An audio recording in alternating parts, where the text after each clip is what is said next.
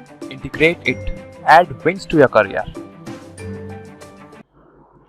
Hello guys, welcome back to our channel integrate it. मैं लोकेश मोटवानी आपका फिर से स्वागत करता हूं हमारे चैनल इंटीग्रेट इट पे। अपन आरसीसी डिजाइन देख रहे थे। आरसीसी डिजाइन में अपन ने लिमिट स्टेट मेथड कंप्लीट किया था। लिमिट स्टेट मेथड में अपन ने क्या क्या देखा था? सिंगली रीइंफोर्स्ड बीम देखी थी और डबली रीइंफोर्स्ड बीम देखी थी, फ्लैंज्ड बीम भी देखी थी। ठीक है, आज अपन वर्किंग स्ट्रेस मेथड करेंगे। क्या?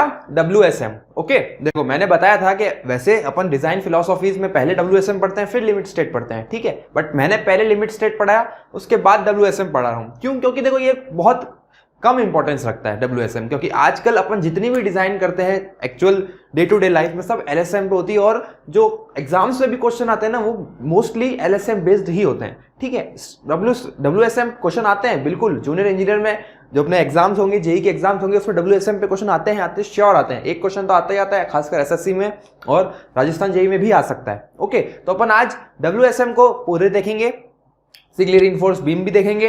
ठीक है, अब देखो मैंने स्टार्टिंग में जब डिजाइन फिलोसॉफीज बताई थी, डिजाइन फिलोसॉफीज में मैंने WSM के बारे में बताया था कि उसमें अपन कैसे कैसे फैक्टर ऑफ सेफ्टी लेते हैं, परमिसिबल स्ट्रेसेस के ऊपर डिजाइन करते हैं। ठीक है, एक बार इंट्रोडक्शन दूंगा बिल्कुल उसके ऊपर, और फिर अपन वही एनालिसिस करेंगे, फिर डिजाइन करेंगे। सीधे जैसे जैसे अपन ने LSM में किया था वो का वही अपन WSM में करेंगे। बट क्वेश्चन कहां से अराइज होंगे ना वो मैं बताता जाऊंगा कि देखो WSM पे ऐसे क्वेश्चन आएगा, ये डायरेक्ट क्वेश्चन पूछा जाएगा। ठीक है, चलो स्टार्ट करें। आज अपन वर्किंग स्ट्रेस मेथड कर रहे हैं। ठीक है, वर्किंग स्ट्रेस मेथड को WSM बोल रहा हूं मैं, और लिमिट स्टेट मेथड को LSM बोला था। Okay, clear? बात समझ में आती है? अच्छा, अब मैं बोल रहा था कि देखो कि वर्किंग स्ट्रेस मेथड जो है हमारा, वर्किंग स्ट्रेस मेथड कौन सा है? ट्रेडिशनल मेथड है। अपन पुराने जमाने में वर्किंग स्ट्रेस मेथड यूज करते थे। इसमें अपन क्या करते थे कि अगर मेरी जो लोड आ रहे हैं, ठीक है, जो भी मेरे लोड्स हो रहे हैं, लोड्स के हिसाब से क्या आते हैं? स्ट्रेसेस आते हैं हमारे स्ट्रक्चर्स में। तो जो वो स्ट्रेसेस हैं, डिजाइन स्ट्रेसेस हैं, ठीक है, उनको मैं क्या बोलता हूं कि किसी परमिसिबल लिमिट के अंदर ही आए, यानी परमिसिबल स्ट्रेसेस का खेल आया था।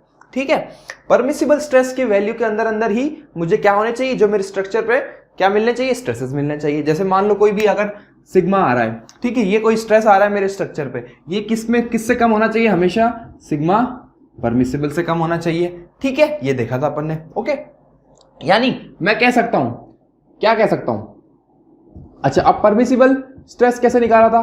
परमिसिबल स्ट्रेस अपन ने ऐसे निकाला था कि जो मटेरियल की स्ट्रेंथ है, ठीक है, ये सब मैं पहले बता चुका हूं, strength upon factor of safety. मैंने एक फैक्टर ऑफ सेफ्टी से डिवाइड कर दिया स्ट्रेंथ को, तो मेरी क्या हो गई? परमिसिबल स्ट्रेस मिल गई मेरे को।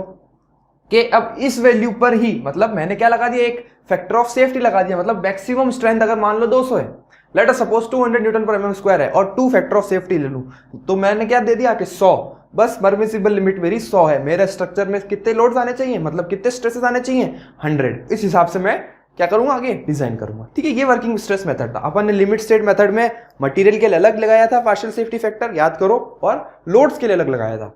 WSM में क्या होता है? स्ट्रेसेस को अपन कम कर देते हैं।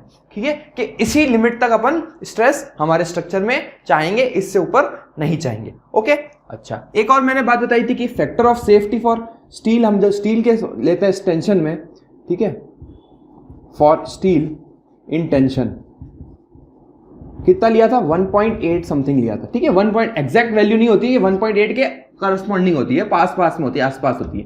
ठीक है, और कंक्रीट के लिए 3 लिया था, याद है ना? फॉर कंक्रीट 3 लिया था अपन ने।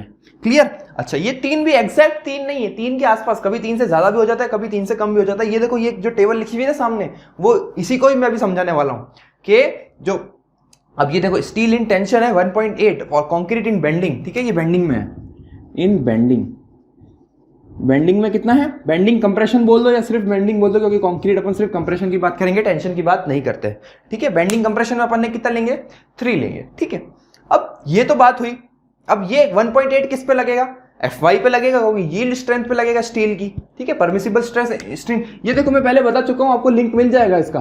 परमिसिबल स्ट्रेस इन टेंशन, ठीक है, कितना आ जाएगी? देखो FY अपॉन 1.8, तो ये मिलता है अपन को 0.55 FY, ये नियर अबाउट मिलेगा 0.55 FY। ऐसे ही कंक्रीट के लिए परमिसिबल स्ट्रेस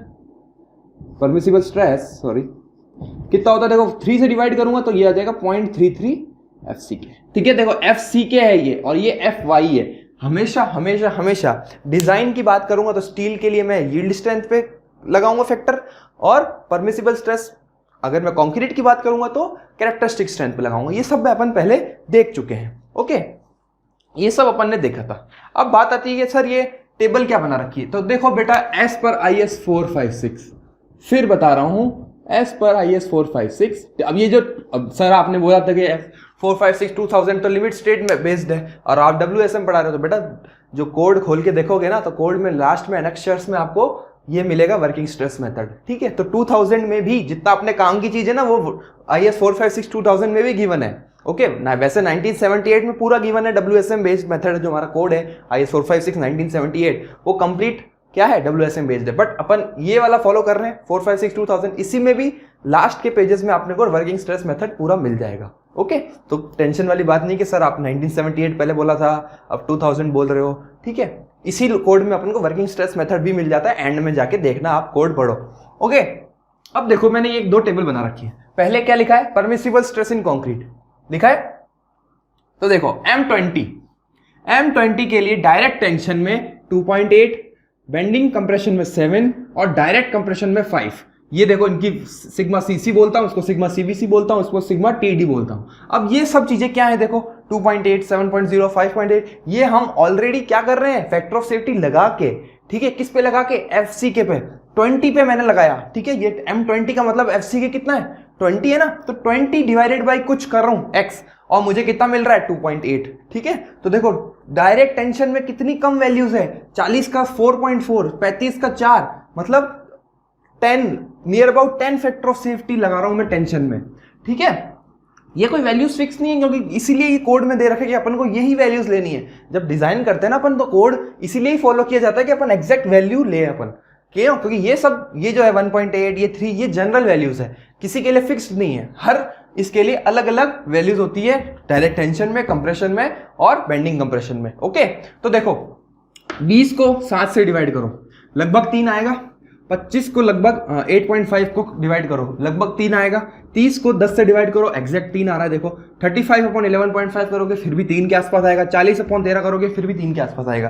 तो देखो for concrete in bending compression, ठीक है, 3 था फैक्टर ऑफ सेफ्टी, तो FCK अपॉन 3, ठीक है। तो देखो अपने को ये वैल्यूज तो मिल गई, ये बात तो समझ में आती है, ओके। अच्छा अब सर डायरेक्ट टेंशन में कितना होगा, तो देख लो ना, लगा लो 8.5 से 9.5 करीब 10 के करीब आएगा, ठीक है। 8.5 to 9.5 आती है इसकी क्या, factor of safety in direct tension. तो ये क्वेश्चन बन सकता है ऑब्जेक्टिव में कि कंक्रीट की फैक्टर ऑफ सेफ्टी WSM में हम अगर वर्किंग स्ट्रेस मेथड के हिसाब से कर रहे हैं तो डायरेक्ट टेंशन में हम फैक्टर ऑफ सेफ्टी कितना लेते हैं, 8.5 to 9.5, ओके। अब ऑप्शन में ऐसा नहीं होगा कि 8.7 भी हो, 9 भी हो, 10 भी हो, नहीं, या तो वो ऐसे देगा 3, 4, 9 या 15, ठीक है। तो 15 तो हो ही नहीं सकता, ठीक है। तो समझ जाना कि अपन, क्योंकि देखो ये तुम डिवाइड करके देखो ना, एग्जैक्ट किसी भी नहीं मिल रहा, सब में अलग अलग वैल्यूज आ रही है, ओके। अब ऐसा ही डायरेक्ट कंप्रेशन में भी निकाल लेना, कोई बड़ी बात नहीं है, ठीक है। अब बताओ ये डायरेक्ट कंप्रेशन कहाँ यूज करेंगे, कॉलम डिजाइन में। याद करो अब मैंने जब स्ट्रेंथ ऑफ मटेरियल पढ़ाया था, स्ट्रेंथ ऑफ मटेरियल में क्या बोला था कि कॉलम कौन सा मेंबर होता है हमारा, कंप्रेशन मेंबर होता है। तो कंप्रेशन मेंबर डायरेक्ट कंक्रीट किस में होगा, हमारे कंप्रेशन में आएगा, ठीक है। बेंडिंग में नहीं आ रहा, अपना कॉलम बेंड नहीं होता, मतलब यूं तो बकल होता है, ठीक है, पर बेंडिंग नहीं आती कॉलम में, ओके। तो हम ये वाली वैल्यूज यूज करेंगे सिग्मा CBC हमारे डिजाइन में, बीम डिजाइन में, ओके। ये सारी वैल्यूज 7, 8.5, 10, 11.5, 13, ओके। ये टेबल सब समझ में आया, बिल्कुल क्लियर। अब आ जाओ, अब ये देखो ये बात हुई किसकी, कंक्रीट की, तो अब स्टील की भी तो बात करेंगे, क्यों, क्योंकि हम RCC डिजाइन कर रहे हैं। RCC में सिर्फ कंक्रीट पढ़ के क्या फायदा, हमें स्टील भी तो पढ़ना है। तो देखो स्टील में टेंशन, और अब देखो सर आपने ये कंप्रेशन कहां से ले आए, तो वही बात है, ये वाली वैल्यूज हम कंप्रेशन वाली वैल्यूज कंप्रेशन मेंबर में भाई RCC का कॉलम डिजाइन करेंगे या स्टील का कॉलम डिजाइन, बाद में जब स्टील स्ट्रक्चर्स पढ़ेंगे तो वहां अपन स्टील के कॉलम डिजाइन करते हैं, ठीक है। तो कॉलम जरूरी थोड़ी कि सिर्फ RCC का लगाऊं, मैं स्टील का भी लगा सकता हूं। तो स्टील में ये कंप्रेशन वाली वैल्यूज आ जाएगी, और मैं ये भी बता चुका हूं कि स्टील दोनों लेता है, कंप्रेशन भी लेता है और टेंशन भी लेता है, क्लियर। तो अब बताओ यहां RCC में हम सिर्फ टेंशन वाली वैल्यूज यूज करेंगे, कंप्रेशन से हमें कोई लेना देना नहीं है, ठीक है। तो देखो ये माइल्ड स्टील, तो माइल्ड स्टील का FY कितना होता है, 250 होता है। तो देखो 250 को 1.8 के आसपास डिवाइड करो, ठीक है। 250 अपॉन 1.8 डिवाइड करोगे 137 समथिंग आएगा। तो देखो ये 140 यार लिखा है।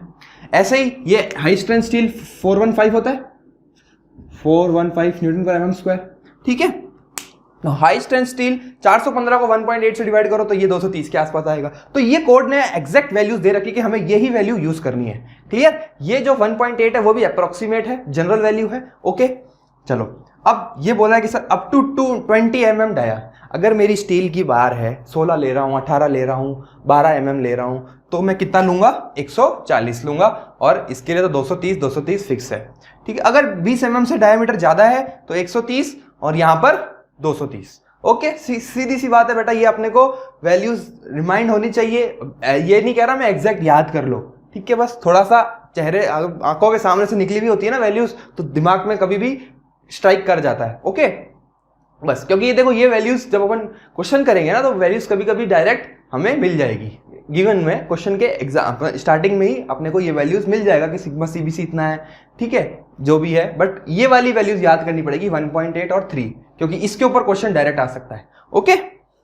चलें अब आगे पढ़ते हैं। देखो अपन WSM पढ़ रहे हैं, तो WSM क्या है बताओ, क्या बोलता है WSM। सबसे पहला कि जो स्टील और कंक्रीट है वो क्या फॉलो कर रहे हैं, हमारा इलास्टिक, यानी क्या हो रहा है, जो हमारे स्ट्रेसेस हैं और जो स्ट्रेन्स हैं वो सिर्फ और सिर्फ इलास्टिक लिमिट तक, ठीक है। देखो अपन ने स्ट्रेस स्ट्रेन कर्व पढ़े थे, बिल्कुल पढ़े थे। स्ट्रेस स्ट्रेन कर्व अपन क्या देखते हैं कि जैसे जैसे स्ट्रेस बढ़ाऊंगा स्ट्रेन्स बढ़ता है हमारे मटेरियल में, ओके। तो अब जो वर्किंग स्ट्रेस मेथड बोलता है वो बोलता है कि मुझे सिर्फ और सिर्फ कहां तक देखना है, इलास्टिक लिमिट तक देखना है। मेरा मटेरियल सिर्फ और सिर्फ इलास्टिक लिमिट तक फॉलो कर रहा है, उसके बाद में क्या बोल दूंगा कि बस वो यील्डिंग हो गई और खत्म काम, बस इसके आगे मेरे को नहीं जाना, ओके।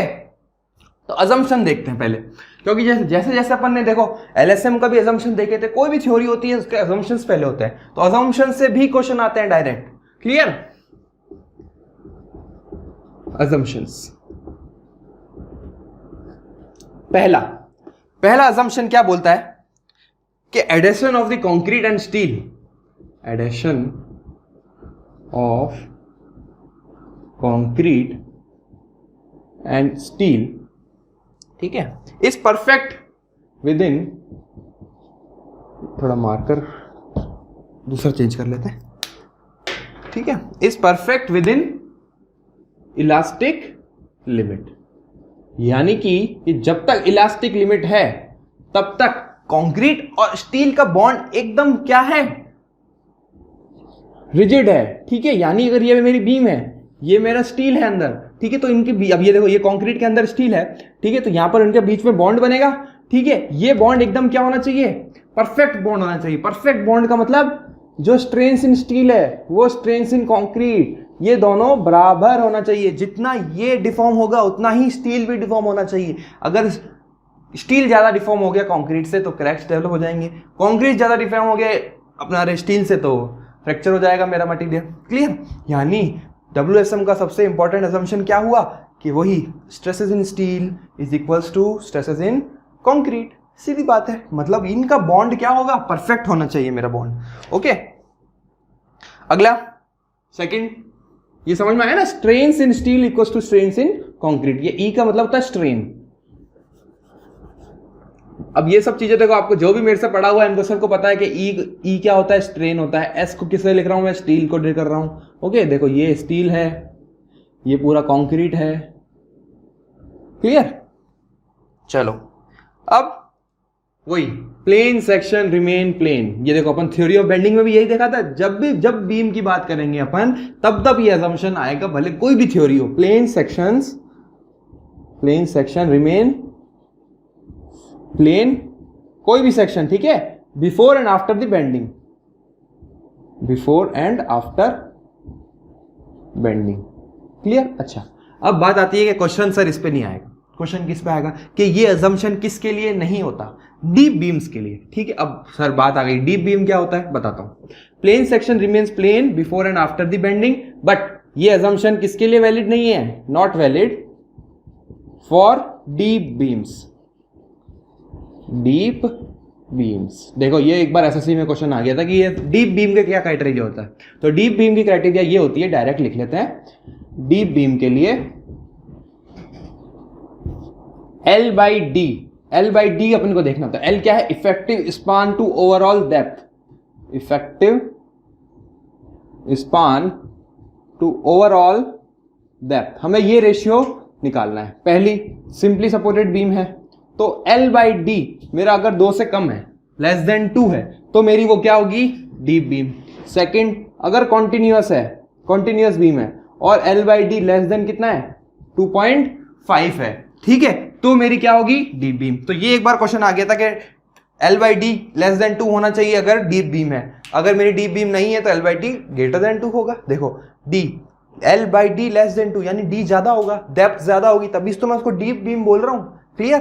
तो ये सिंपली सपोर्टेड के लिए और ये कॉन्टिन्यूअस के लिए। तो देखो ऐसे ऐसे कोडल प्रोविजंस अपन साथ साथ में डिजाइन के करते रहेंगे, ठीक है, ये भी अपने कोड में गिवन है। चलो नेक्स्ट अजम्पशन देखें। 2 अजम्पशन हो गए, नेक्स्ट अजम्पशन, ठीक है। देखो अजम्पशंस से क्वेश्चन बनते हैं, बिल्कुल बनते हैं, ठीक है। ऐसा मत समझना कि ये थ्योरी है, सर थ्योरी पढ़ा रहे हो। क्वेश्चन है बेटा, आरसीसी में न्यूमेरिकल प्लस थ्योरी दोनों आती है, ओके, पूरा थ्योरेटिकल थोड़ी है आरसीसी। चलो कहाँ गया? असम्पशंस मिट गया। Third, modulus of elasticity. देखो अपन इलास्टिक लिमिट की बात कर रहे हैं, अपन क्या बोल रहे हैं कि ये दोनों इलास्टिक बिहेवियर फॉलो कर रहे हैं, कौन? स्टील और कंक्रीट। तो ये खेल तो आएगा ही, ई तो आएगा ही, मेरा मॉड्यूलस ऑफ इलास्टिसिटी तो रोल प्ले करेगा ही, बहुत प्ले इंपॉर्टेंट करेगा, ठीक है। Modulus of elasticity, modulus of elasticity remains same, ठीक है। मॉड्यूलस ऑफ इलास्टिसिटी चेंज नहीं होगा एट ऑल दी स्ट्रेसेस, ठीक है, एट ऑल स्ट्रेसेस। अब तुम मुझे बोलो कि सर अपन ने क्रीप और श्रिंकेज पढ़ा था फर्स्ट क्लास, देखो अपनी आरसीसी की, मैंने क्रीप और श्रिंकेज बताया था। क्रीप और श्रिंकेज में मैंने क्या बोला था? कंक्रीट में टाइम के साथ क्रीप और श्रिंकेज आता है, उससे क्या होगा? मेरी मॉड्यूलस ऑफ इलास्टिसिटी चेंज हो जाती है, ठीक है। शॉर्ट टर्म मॉड्यूलस और लॉन्ग टर्म मॉड्यूलस देखा था, बिल्कुल देखा था। EC बताया था मैंने 5000 अंडर रूट FCK,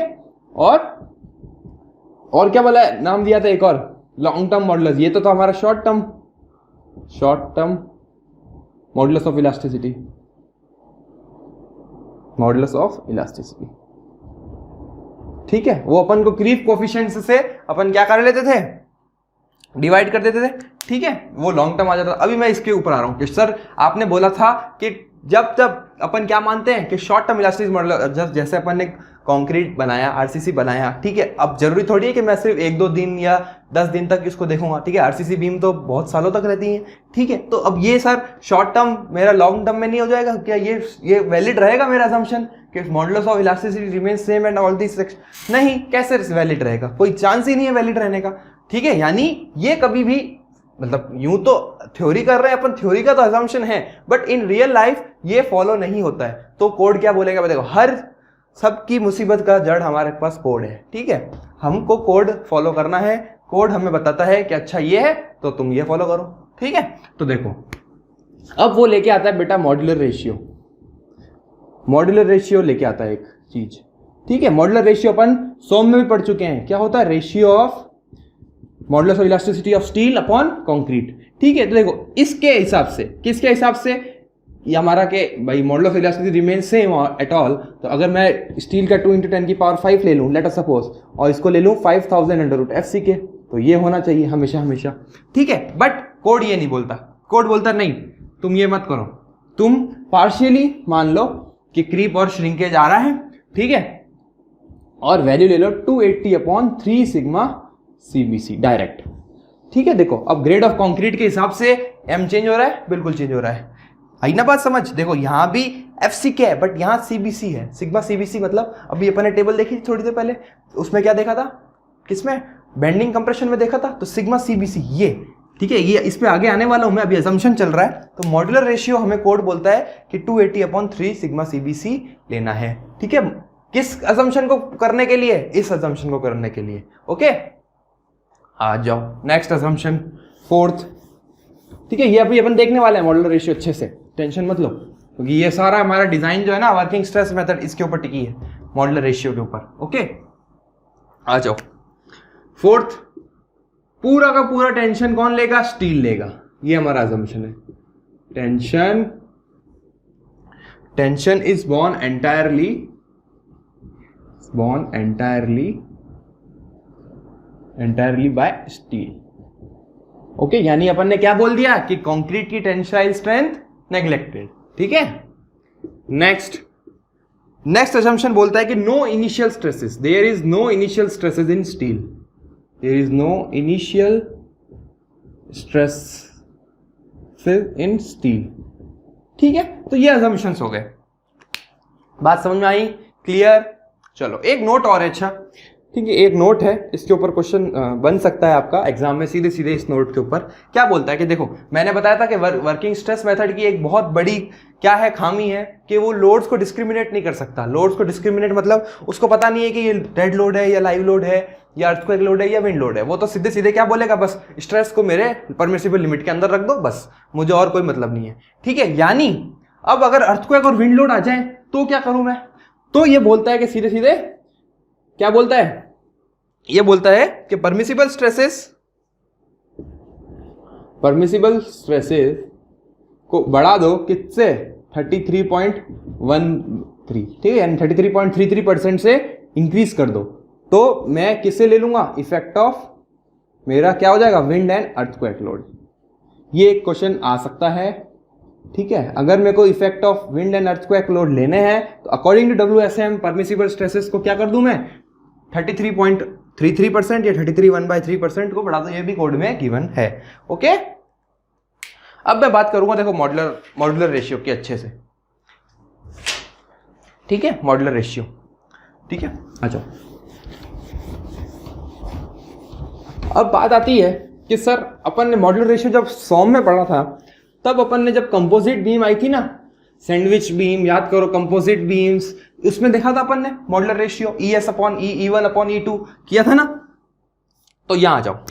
अब मॉड्यूलर रेशियो जो है, मॉड्यूलर रेशियो M, ठीक है, वो क्या होता है वैसे, ES/EC होता है. ठीक है.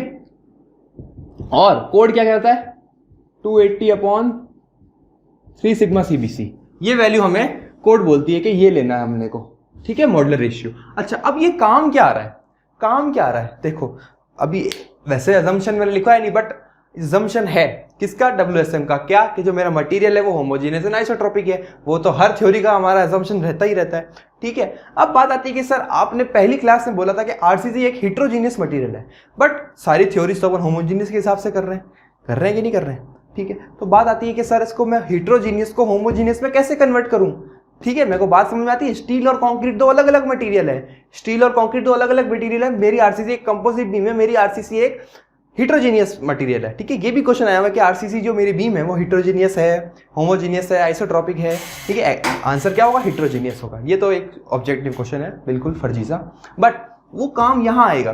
क्या काम आएगा कि हम इक्विवेलेंट सेक्शन बना देते हैं. इक्विवेलेंट सेक्शन यानी कि एक RCC का स्ट्रक्चर है, मान लो ये बीम है RCC की.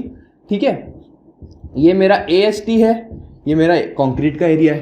तो अपन इसको क्या कर देंगे, कुछ ऐसा कर देंगे, यहां पर ऐसा एरिया बढ़ा देंगे. ठीक है. क्या कर देते हैं, पूरे इसको बीम को एक पूरी कंक्रीट की बीम बना देते हैं, only for only concrete. Equivalent concrete section बना लेते हैं. किसकी मदद से, मॉड्यूलर रेशियो की मदद से. वो यहां काम आता है मॉड्यूलर रेशियो. ठीक है. क्योंकि मैं ऐसा कुछ करूं स्टील के एरिया के साथ. ठीक है. अभी बताऊंगा मैं इसके बाद जस्ट कि क्या हो जाए, मेरी पूरी बीम एक होमोजेनियस मटेरियल बन जाए. ठीक है. तो ये आपको पता होना चाहिए बेटा. तो मैं अब सीधे ट्रांसफॉर्म्ड सेक्शन बताता हूं आपको. तो ये बात तो समझ में आ गई ना कि मॉड्यूलर रेशियो क्या काम आता है, टू ब्रिंग इक्विवेलेंस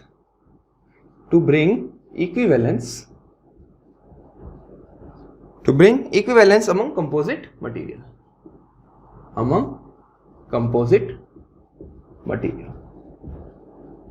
अब कंपोजिट मटेरियल मतलब स्टील प्लस कंक्रीट. अपन RCC की बात कर रहे हैं ना. ठीक है. आगे बात समझ.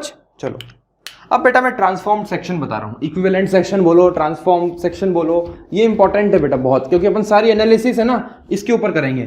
क्योंकि अब हमें RCC की बीम, हमें एक होमोजीनियस बीम चाहिए. ठीक है. होमोजीनियस मतलब सिर्फ पूरा कंक्रीट हो, उसके हिसाब से अपन करेंगे. भाई होगा तो स्टील, बट स्टील के एरिया से अपन क्या मल्टीप्लाई कर लेंगे, M को मल्टीप्लाई कर देंगे. अभी बताता हूं.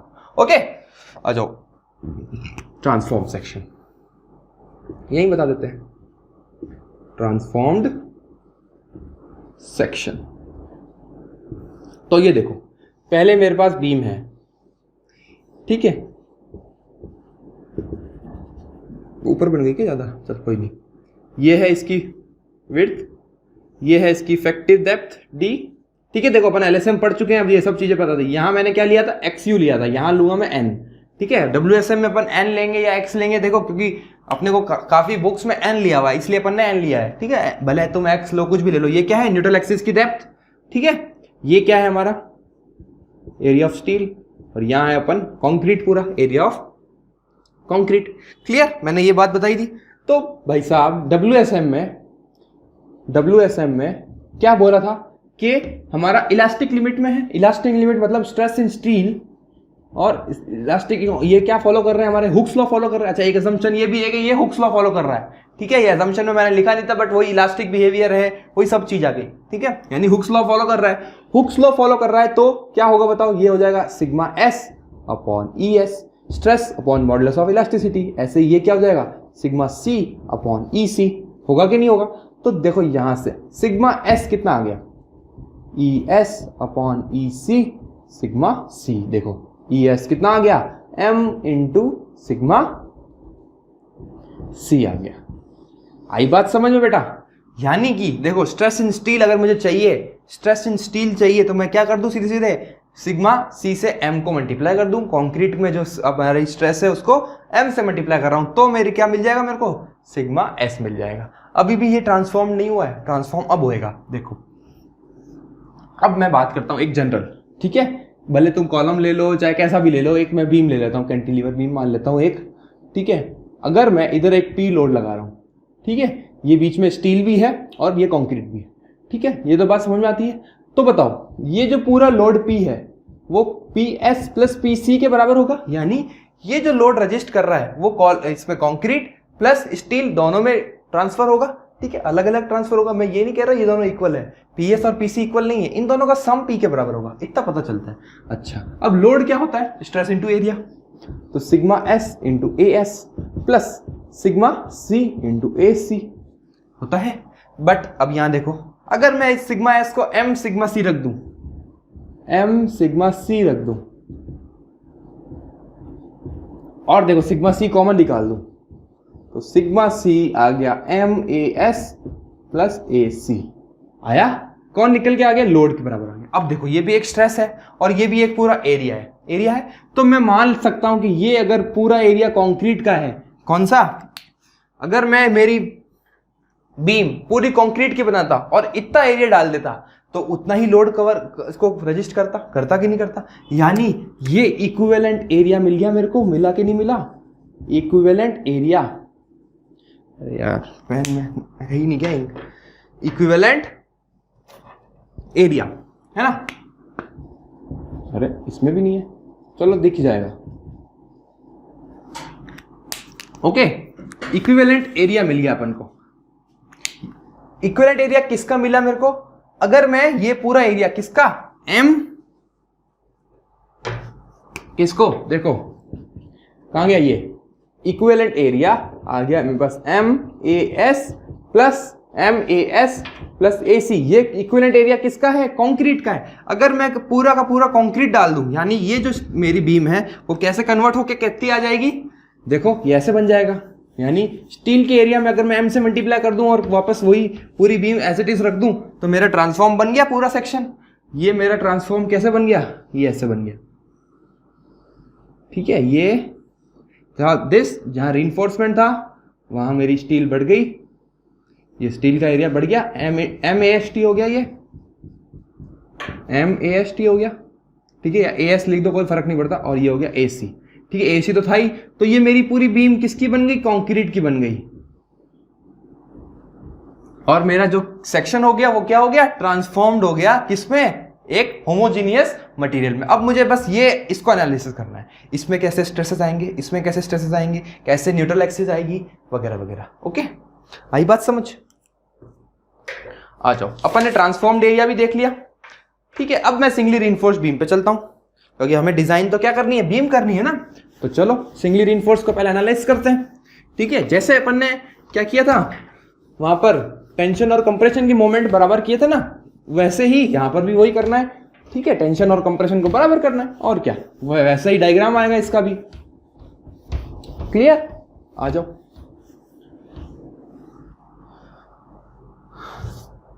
अब मैं एक सिंगली रिइंफोर्स्ड बीम को एनालाइज करवाते हैं अपन।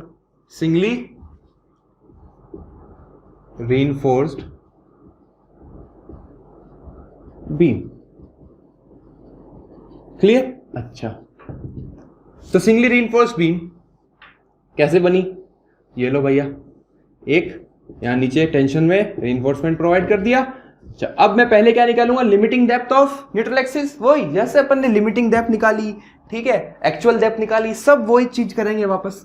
तो मैंने यहां नेम दे दिया एनसी, यानी क्रिटिकल डेप्थ बोल दूं यहां पर, या लिमिटिंग डेप्थ। वहां अब देखो लिमिटिंग नाम लिमिट स्टेट में था ना, इसलिए वो यूज नहीं करेंगे, यहां क्या यूज करेंगे, critical. Okay, critical depth of neutral axis. ये क्या है, विड्थ, ये क्या है, इफेक्टिव डेप्थ। देखो मैं स्मॉल डी लूंगा तो हमेशा हमेशा इफेक्टिव डेप्थ है। ये क्या है हमारा, AST है, बिल्कुल। अच्छा, अगर मेरे को मैं सीधा इसको क्या लिख दूं, MAST लिख दूं क्या, तो ये क्या बन गया मेरा पूरा इक्विवेलेंट सेक्शन बन गया कि नहीं बन गया, ठीक है। तो यहाँ ये देखो ये रोल आया MST का, M का, मॉड्यूलर रेशियो का। तो मैं क्या कर रहा हूँ, सीधे सीधे स्टील को M से मल्टीप्लाई कर दूं तो ये मेरी पूरी बीम क्या बन गई है, होमोजेनियस मटेरियल बन गई। तो अब इसको आराम से एनालिसिस हो जाएगा। ओके, चलो, तो इसका देखो कैसे बनेगी स्ट्रेंस। यहां पर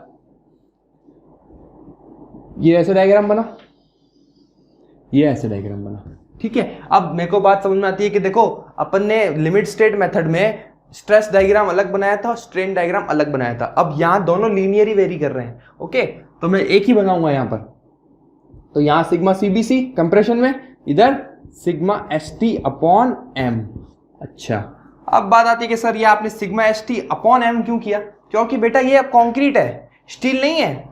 स्टील में कितना आया था, सिग्मा ST था, तो कंक्रीट में कितना हो गया अपने आप, सिग्मा S अपॉन M हो गया ना। ये देखो अपन ने अभी जस्ट थोड़ी देर पहले देखा था, यहां पर देख लेते हैं कि sigma S is equal to M sigma C देखा था। अब मुझे सिग्मा C चाहिए क्योंकि यहाँ स्टील नहीं है, अब कंक्रीट है, ठीक है। तो सिग्मा S अपॉन M लिख रहा हूं मैं। क्लियर, यहां गड़बड़ कर देते बच्चे, यहां M इंटू सिग्मा ST लिख लेते हैं। क्यों बेटा, यहां सिग्मा ST अपॉन M आएगा। ओके, बात समझ में आती है। चलो, अच्छा, और ये तो हमारी NC है, बिल्कुल ये हमारी NC है। अब कहीं इफेक्टिव जो मेरा C लगेगा, कंप्रेशन यहाँ लगेगा, और टेंशन तो सिर्फ और सिर्फ यहाँ लगता है क्योंकि ये पूरा कंक्रीट है ना। मैं ऐसे बना रहा हूँ, टेंशन यूं इधर दिखेगा नहीं, ताकि ये लिख रखा है, ये T है कि नहीं, इधर यही है, T इधर ही लग रहा है। क्लियर, T कितना होगा, वही स्ट्रेस इंटू एरिया। ओके, और यहाँ पर कंप्रेशन में भी अब इसका मुझे एरिया निकालना होगा, जैसे अपन ने कंक्रीट में किया था ना, वही अपने कंक्रीट का LSM में किया था ना। अब इसमें क्या है, एक ट्रायंगुलर पोर्शन है, तो इसका एरिया निकालना तो कोई आसान बात है, बिल्कुल अभी करेंगे। अच्छा, लीवर आर्म कितनी होगी, ये होगी लीवर आर्म, होगी कि नहीं होगी, लीवर आर्म अपन यहाँ ऐसे डिनोट करते हैं Z से। ओके, अब आ जाओ, अगर ये एक ट्रायंगुलर पोर्शन है, अगर एक ट्रायंगुलर पोर्शन है, तो ट्रायंगुलर पोर्शन का यहाँ सेंट्रोइड कहाँ लाई करेगा, यहाँ से n/3 पे करेगा, ठीक है, L/3 पे होता है। तो यहाँ मैं NC अपॉन 3 लिख दूं सीधे सीधे, क्योंकि देखो पहले LSM में अपन ने देखो हार्ड वाला अपन कर चुके हैं, एकदम आसान चीज है, ये तो ट्राइंगल है, ठीक है। तो यहाँ आ गए NC/3। तो बताओ ये लेंथ कितनी बची पूरी वाली liver arm, D minus NC/3 बची कि नहीं बची, ठीक है। D पूरी थी, माइनस ये कर दो तो ये लीवर आर्म बन गई। लीवर आर्म हम यहाँ पे Z से डिनोट करते हैं वर्किंग स्ट्रेस में। ओके, अपन वहां पे कितनी निकाली थी, देखो D माइनस 0.42 XU, ये लेंथ आई थी 0.42 XU, और फिर अपन ने D में से 0.42 XU माइनस किया था, ठीक है। इसीलिए मैं WSM बाद में बढ़ा रहा हूँ, क्योंकि ये आसान है, अपन ने हार्ड चीज पहले कर ली तो आसान चीज तो और जल्दी आसान समझ में आएगी। क्लियर, तो बताओ D माइनस NC/3 ये आ गया लीवर आर्म। क्लियर, बात समझ में आती है। ओके, तो अब मैंने बताया लीवर आर्म ये है। अब मुझे क्या चाहिए, न्यूट्रल एक्सिस चाहिए ना, NC चाहिए। तो देखो वही सिमिलर ट्राइंगल लगाएंगे। कैसे लगाएंगे, देखो कि ये सिग्मा CBC अपॉन ये कितनी है लेंथ, NC है। जैसे अपन ने उसमें किया था वैसे भी यहाँ पर भी यही करेंगे। तो भले NC अपॉन सिग्मा CBC लिखो, कुछ भी लिख लो, एक ही बात है, NC upon sigma CBC। Clear, और यहां पर कितना आएगा, देखो D माइनस NC/3, ये वाली D में से NC को माइनस कर दो, यानी D माइनस NC अपॉन यहाँ पे स्ट्रेस कितना है, सिग्मा ST अपॉन M है ना, सिग्मा ST अपॉन M। तो ये हमारे पास क्या निकलेगी यहां से, क्रिटिकल न्यूट्रल एक्सिस एनसी निकल जाएगा। तो एनसी डायरेक्ट अपन को, ये देखो ये फॉर्मूला डायरेक्ट एसएससी में तो डायरेक्ट सिर्फ और सिर्फ ये पूछा गया है बहुत बार, ठीक है। मतलब मान के चलो एक साल छोड़ के एक साल ये एनसी के ऊपर क्वेश्चन डायरेक्ट आता ही आता है, ठीक है। तो देखो ये एनसी हमारे को निकल जाएगा अगर इसको तुम सॉल्व करोगे या ऐसे करोगे। देखो m sigma CBC upon m sigma CBC plus sigma ST multiply by D, ये मेरा फॉर्मूला बन जाएगा क्रिटिकल न्यूट्रल एक्सिस का। क्या बोल रहा हूं, m sigma CBC upon m sigma CBC plus sigma ST into d, ये मेरा क्या निकल जाएगा, to determine what, critical neutral axis. अभी अपन ने एक्चुअल नहीं निकाली है, अपन ने क्रिटिकल निकाली है बैलेंस सेक्शन मान के, ओके।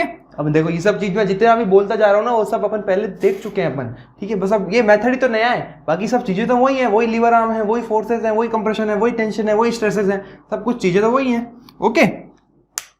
अच्छा, अब बात आती है कि सर ये आपने ऐसे ब्रैकेट में लिखा, इसको कुछ बोलते हैं क्या? बिल्कुल बोलते हैं, ठीक है। Neutral axis depth factor NC हमेशा के इंटू डी होता है, ठीक है। क्वेश्चन ये आ जाता है कभी कभी, ये के पूछ लेता है, तो ये के क्या है, ये के है, और क्या के क्या है, देखो m sigma CBC upon m sigma CBC plus sigma ST, इसको मैं क्या नाम दूंगा, neutral axis depth factor, neutral axis depth factor, okay. आ गया। अब बात आएंगे अगर सर एक्चुअल चाहिए, ठीक है। अगर मैं एक्चुअल डेप्थ की बात, टू डिटरमाइन तो क्या लिखूं, ठीक है। देखो actual depth of neutral axis चाहिए मेरे को, एन लिखो, एक्स लिखो, कुछ भी लिखो। अब अगर मेरे को एक्चुअल डेप्थ चाहिए तो क्या करना पड़ेगा, वही कंप्रेशन और टेंशन को बराबर करना पड़ेगा, सीधी बात है। तो जहां पर अब देखो ये एरिया कितना है, देखो b into n by 2, half base into height, ठीक है, इक्वल्स टू यहां पर कितना आएगा, MAST, ठीक है। इसका ये हो गया हमारा, देखो एरिया इंटू इसकी डेप्थ, ठीक है। ये अपन क्या कर रहे हैं, मोमेंट ऑफ एरिया को इक्वल कर रहे हैं, ठीक है। कंप्रेशन मोमेंट ऑफ एरिया को अपन क्या कर रहे हैं, बराबर कर रहे हैं। Moment area of compression end moment of area of tension को बराबर कर रहे हैं, ठीक है। देखो बी थी, उसकी डेप्थ अभी यहाँ पर ऊपर, इसको एग्जैक्ट बना दो, लो यहाँ पर कहाँ गई, इसको हटा दें क्या, इसको हटा देते हैं, चलो इसको एग्जैक्ट समझ में आ जाएगा आपको। ये तो स्ट्रेस डायग्राम है, हमारी बीम को बनाना पड़ेगा हमको इसको सॉल्व करने के लिए, ठीक है। वो बीम हटा दी थी मैंने, एक एक चीज तुम्हें समझानी पड़ती है ना, इसलिए बनाना पड़ता है। देखो ये थी यहां पर MAST, ठीक है, ये थी B, ठीक है। अब देखो ये क्या है, रेक्टेंगुलर है, ऊपर वाला पोर्शन रेक्टेंगुलर है, ये थी N, ठीक है। इसका हाफ कितना हो जाएगा, N/2, मोमेंट ले रहे हैं ना अपन, यहां देखो b इंटू N/2। अब सिग्मा m सिग्मा AST, ये तो आ गया एरिया, देखो b इंटू N/2, ये आ गया ऊपर का, और नीचे का क्या होगा, MAST into d minus n, ठीक है। ये वाली वैल्यू कितनी होती है, d माइनस n होती है ना। तो इसका मोमेंट यहां निकल गया, तो दोनों को बराबर कर दो, तो यहां से मेरे को क्या निकल जाएगी, actual depth of neutral axis, ठीक है। इस फॉर्मूले से ये डायरेक्ट बन जाता है bn²/2 MAST multiply by d minus n, okay, clear. अब मुझे पूछे कि सर अगर मैंने जो न्यूट्रल एक्सिस की डेप्थ निकाली थी क्रिटिकल, मान लो 100 है और यहां से आ गई 80, तो मैं कौन सी वाली यूज करूंगा, 80 यूज करूंगा, क्योंकि मेरा सेक्शन क्या होना चाहिए, अगेन अंडर रीइंफोर्स होना चाहिए, क्लियर, बात समझ आती है। और अगर ये 100 से ज्यादा आ गई तो ओवर रीइंफोर्स है, और WSM बोलता है कि हमें ओवर रीइंफोर्स सेक्शन नहीं लेना, हमें सिर्फ क्या निकालेंगे, फिर वो क्रिटिकल के अकॉर्डिंग निकालेंगे, वही सेम चीज जो अपन ने LSM में किया था, ठीक है। बस वही एनालिसिस के बस फॉर्मूले अलग हैं, और क्या है, चीज तो वही है, देखो कॉन्सेप्ट वही रहते हैं, ठीक है, बेसिक्स वही रहते हैं हमेशा, इक्विलिब्रियम लाना, ठीक है, फोर्सेस को इक्वल करना वगैरह वगैरह। अच्छा, एक और ये बात है कि ये एक और क्वेश्चन आ जाता है इसके के ऊपर ही, ठीक है, आप निकालना प्रूफ करके ये कैसे आया, ठीक है। मैंने ये निकाला ना, k equal to m sigma CBC upon sigma ST, ठीक है। तो एक ये वाला रिलेशन आता है, m sigma CBC upon sigma ST equal to k upon 1 minus k, ठीक है। ये डायरेक्ट क्वेश्चन में मिल जाएगा आपको, और ये हमें ध्यान रखना है। ये कैसे निकला, वही जैसे अपन ने सिमिलर ट्राइंगल की प्रॉपर्टी लगाई थी ना, बस n की जगह क्या रख दो, kd रख देना, वो अपने आप यही बन जाएगा। देखो d minus n, n upon d minus n, ठीक है। तो देखो डी डी ऊपर कट जाएंगे, मैं बता रहा हूँ, हिंट दे रहा हूँ, ये आपको होमवर्क में करना है, ये कैसे आया, ठीक है। चलो अब अपन ने न्यूट्रल एक्सिस को भी कर लिया, अब क्या बचा, अब बचा मोमेंट ऑफ रेजिस्टेंस, ठीक है। अब बचा, देखो ये अपन ने क्या निकाली, यहां से न्यूट्रल एक्सिस की डेप्थ निकाल दी। अब बस बाकी क्या बचा, कब मेरे को बीम की स्ट्रेंथ तो मिली नहीं ना, मोमेंट ऑफ रेजिस्टेंस तो मिला ही नहीं। तो मोमेंट ऑफ रेजिस्टेंस कैसे मिलेगा, मोमेंट ऑफ रेजिस्टेंस कैसे मिलेगा, किसको किससे मल्टीप्लाई करेंगे, फोर्स को हमारे लीवर आर्म से, सिंपल, ठीक है। तो बताओ अभी लीवर आर्म आता है देखिए जेड, तो जेड कितना बोला था मैंने, d माइनस एन बाई 3, तो n को kd रख दूं मैं अगर, तो ये d माइनस kd अपॉन 3 बन गया। तो d कॉमन निकाल दो, 1 माइनस एन बाई 3, ये बन गया z, ठीक है। इसको मैं बोलता हूं jd, z equals to j into d. तो j होता है हमारा, क्या होता है, lever arm factor, lever arm factor, ठीक है, jd। कहीं पर ये वर्ड आ गया ना j, तो j की वैल्यू कितनी आ गई, 1 माइनस एन बाई 3 आ गई, सिंपल, क्लियर। अच्छा लीवर आर्म डेप्थ फैक्टर बोलो या लीवर आर्म एक ही बात है यार, लो lever arm depth factor, okay. अब मोमेंट ऑफ रेजिस्टेंस चाहिए मेरे को, तो लीवर आर्म भी निकल गई, फोर्स भी निकल गया, अब क्या निकालना है, मोमेंट ऑफ रेजिस्टेंस, सिंपल। अब बात आती है कि सर आपने लिमिटिंग, जब अपन ने लिमिट स्टेट पढ़ा था वहां पे एक लिमिटिंग क्या निकाला था, मोमेंट ऑफ रेजिस्टेंस निकाला था। अब यहां पर क्या वो लिमिटिंग वाला केस आएगा, नहीं आएगा, क्यों, क्योंकि अब मैं बात करूंगा अंडर रीइंफोर्स्ड सेक्शन के लिए और बैलेंस सेक्शन के लिए, क्लियर। अब अगर मेरी बीम अंडर रीइंफोर्स्ड है मान के चलो, ठीक है, तो मैं किसके हिसाब से डिजाइन करूंगा, स्टील के हिसाब से। ये मैं पहले बता चुका हूं कि अगर मेरी अंडर रीइंफोर्स्ड है तो मेरा मोमेंट ऑफ रेजिस्टेंस स्टील के हिसाब से निकलेगा, ओके। क्यों निकलता है वो भी बता चुका हूं, उसके लिए आप पहले वाला लेक्चर देखे जाके, ओके। तो अगर मैं बात कर रहा हूं फॉर अंडर रीइंफोर्स्ड, पहले अंडर रीइंफोर्स्ड सेक्शन, तो अंडर रीइंफोर्स्ड सेक्शन में क्या होगा, मेरा जो n है वो लेस देन nc होगा, ठीक है, क्लियर।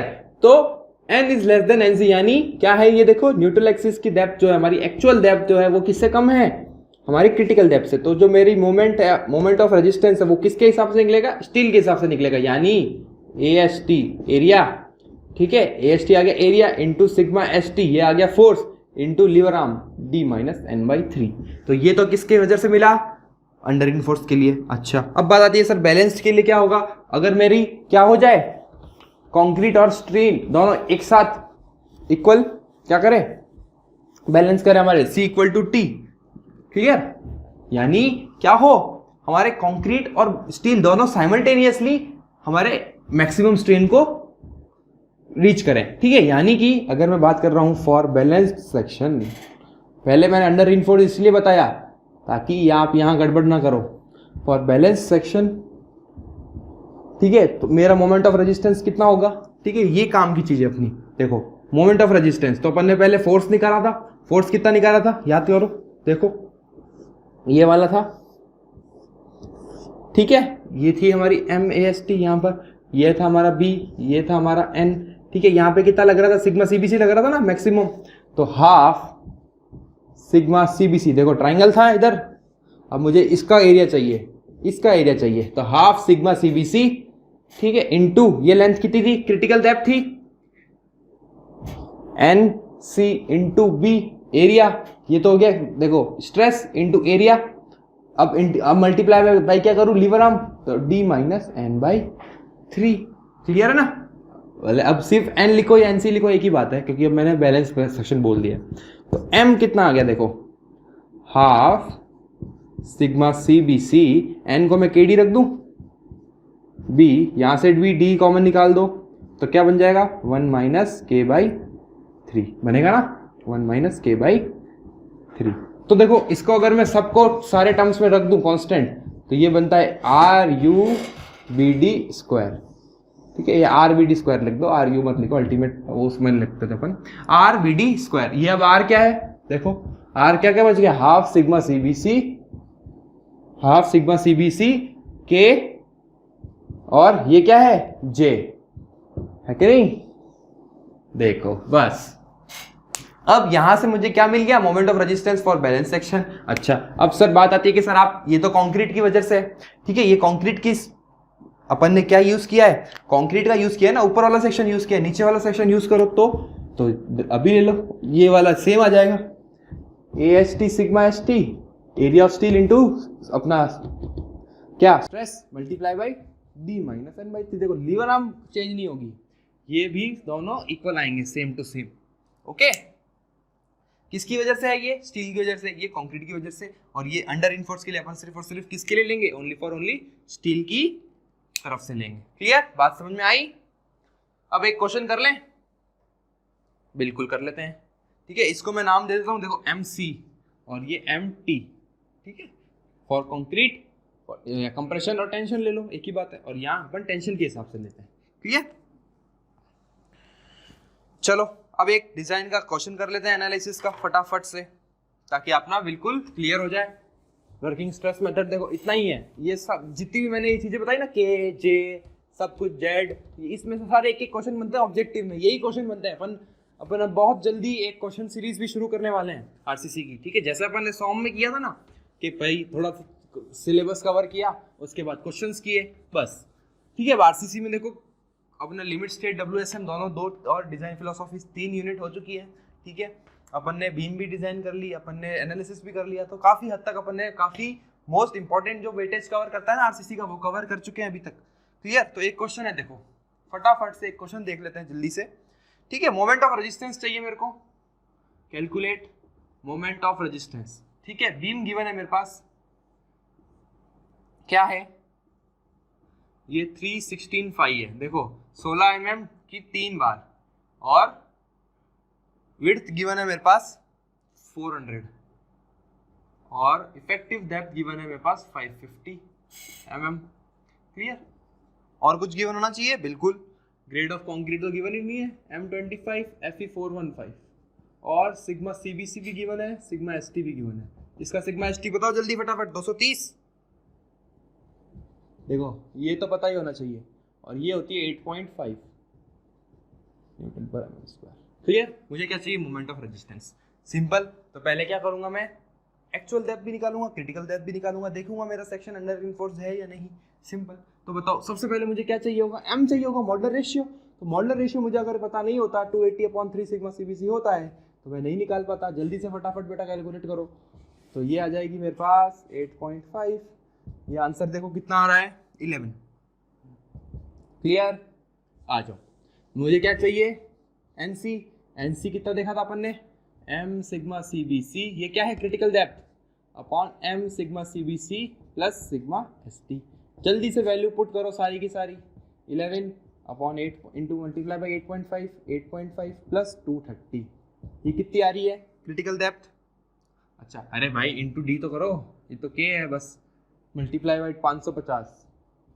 ओके, ये वैल्यू कितनी आ रही? जल्दी से कैलकुलेट करके देखो। ये आएगी 158.96 mm। क्लियर? ये आई क्रिटिकल डेप्थ। अब मुझे क्या चाहिए? एक्चुअल डेप्थ, यानी bn²/2। डायरेक्ट लगा रहा हूं, देखो bn²/2 m सिग्मा ST और इंटू क्या होता था? d minus n। देखो अब ये क्वाड्रेटिक है, तुम्हें सॉल्व करना पड़ेगा बेटा क्वाड्रेटिक। तो b कितनी है? 400। अपने को क्या चाहिए? n चाहिए, m 11। AST, अच्छा AST अपन ने नहीं निकाला, निकाल लो। AST कितना होगा? देखो 3 बार से 5/4 इंटू 16 स्क्वायर, ये कुछ आएगा 600 करीब आएगा। देखो कितना आ रहा है?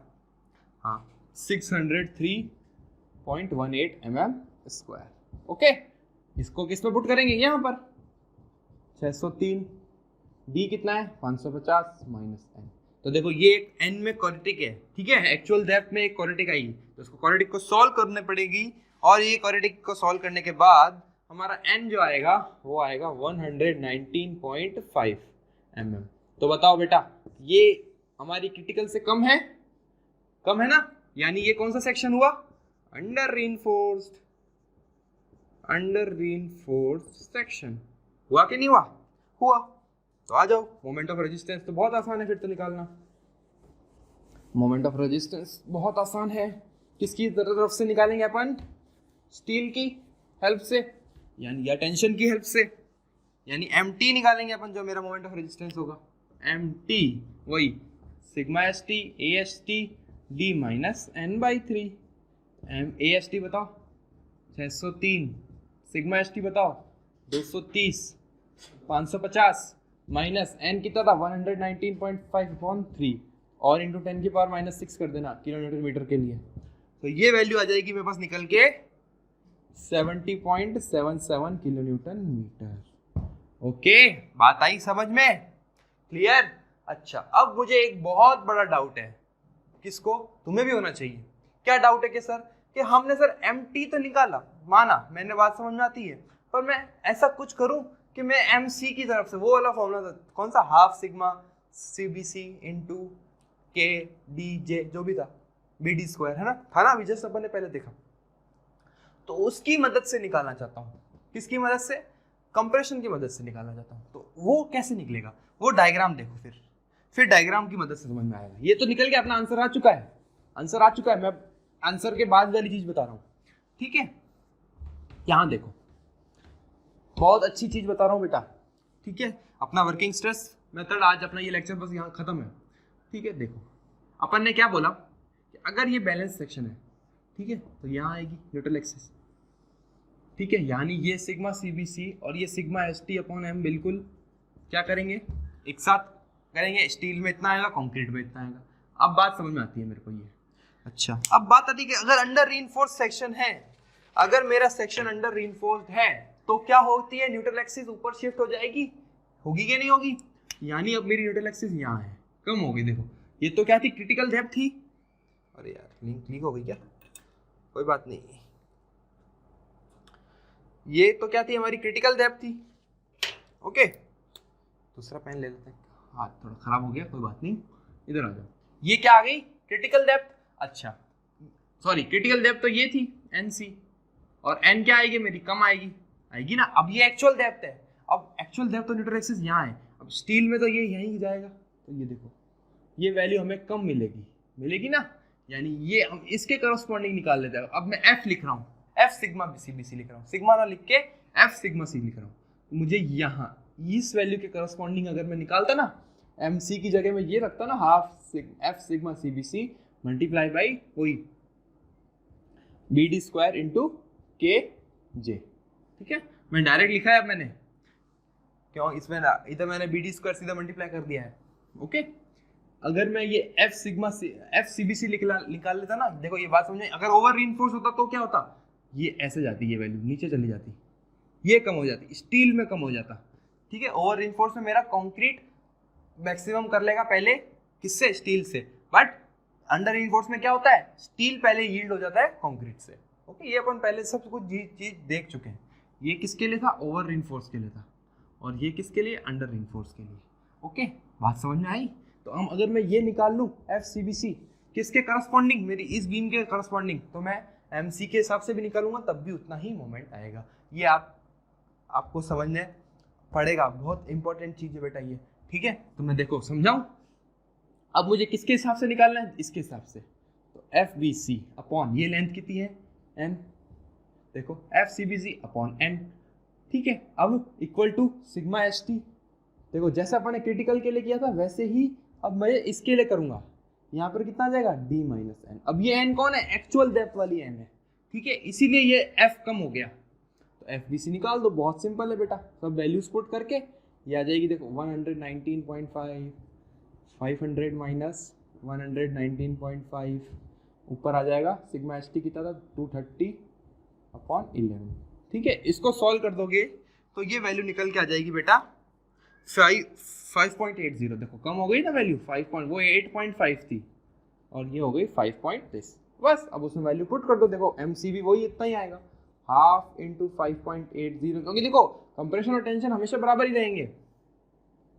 Half this multiply by b कितना था, बी था 400, डी स्क्वायर मल्टीप्लाई बाई के कितना है, के अपन ने निकाला था ना, जो भी है के की वैल्यू पुट कर देना, जे वैल्यू पुट कर देना, जे कितना है 1 माइनस के बाई 3, क्लियर? और वापस आंसर आ जाएगा 70.7 किलो न्यूटन मीटर। क्लियर? आई बात समझ में बेटा? ओके, ये अपन ने सिंगली रिइंफोर्स्ड बीम भी कर ली, आगे अपन और क्वेश्चंस भी करेंगे। और please like, share to subscribe integrate it. Thank you for watching the video. Please like, share and subscribe the channel Integrate It.